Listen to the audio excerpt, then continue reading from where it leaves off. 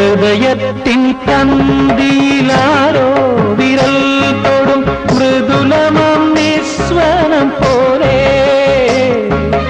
ഇലകളിൽ ജലകണം ഇട്ടു വീഴും പോലെ ഉയിരിൽ അമൃതം തളിച്ച പോലെ കരളവിലോലം നിൻ കാലൊച്ച കേട്ടു ഞാൻ അറിയാതെ കോരിത്തരിച്ചുപോയി